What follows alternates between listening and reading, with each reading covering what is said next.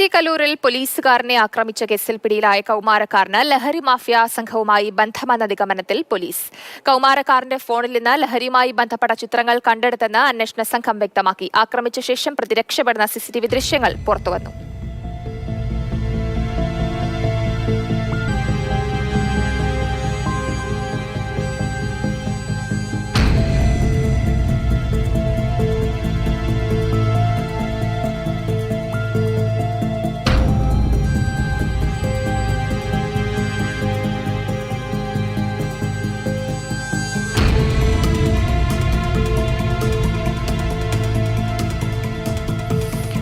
വിവരങ്ങളുമായി രാഗിൻ ചേരുന്നുണ്ട്.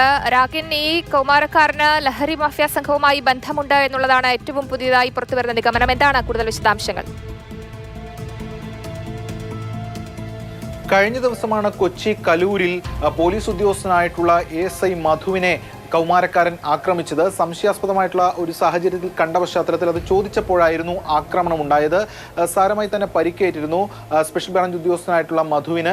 ഇതിന്റെ അടിസ്ഥാനത്തിൽ പോലീസ് കേസ് രജിസ്റ്റർ ചെയ്തു. വധശ്രമത്തിനുൾപ്പെടെയാണ് കേസെടുത്തത്.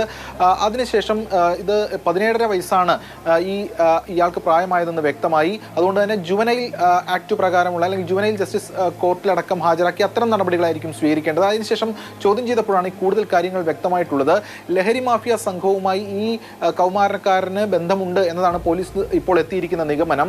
മുൻപ് ഇത്തരത്തിൽ ഇത് ഉപയോഗിച്ചിരുന്നു എന്നടക്കമുള്ള കാര്യങ്ങളും ഈ കൗമാരക്കാരൻ മൊഴിയായി തന്നെ നൽകിയിട്ടുണ്ട് എന്നാണ് പോലീസ് പറയുന്നത്. മാത്രമല്ല ഫോൺ പരിശോധിച്ചപ്പോൾ അത്തരത്തിൽ സൂചിപ്പിക്കുന്ന ലഹരിയുമായി ബന്ധപ്പെട്ട കാര്യങ്ങൾ സൂചിപ്പിക്കുന്ന ഒട്ടനവധി ചിത്രങ്ങൾ കണ്ടെടുത്തു എന്നാണ് അന്വേഷണ സംഘം പറയുന്നത്. എന്തായാലും ഇവരുടെ കുടുംബാംഗങ്ങൾക്ക് നോട്ടീസ് നൽകിയിട്ടുണ്ട്. കാരണം ജുവനൈൽ കോടതിയിൽ ഹാജരാക്കേണ്ടതായിട്ടുണ്ട് ഈ പ്രതിയെ.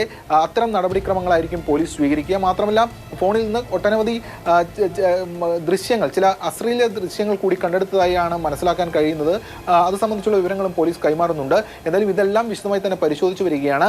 സാരമായി പരിക്കേറ്റത് കൊച്ചിയിലെ ASI ആയിട്ടുള്ള സ്പെഷ്യൽ ബ്രാഞ്ച് ASI ആയിട്ടുള്ള മധുവിനാണ്. ഇന്നലെയായിരുന്നു സംഭവം. കലൂർ പൊതുമാർക്കറ്റിൽ വെച്ചാണ് ഇത് ഉണ്ടായത്. ശരി രാഗിൻ, ഈ കൗമാരക്കാരന് ലഹരി മാഫിയ സംഘവുമായി ബന്ധം എന്നുള്ളതാണ് നിഗമനം. രാഗിനാണ് വിവരങ്ങൾ പങ്കുവച്ചത്.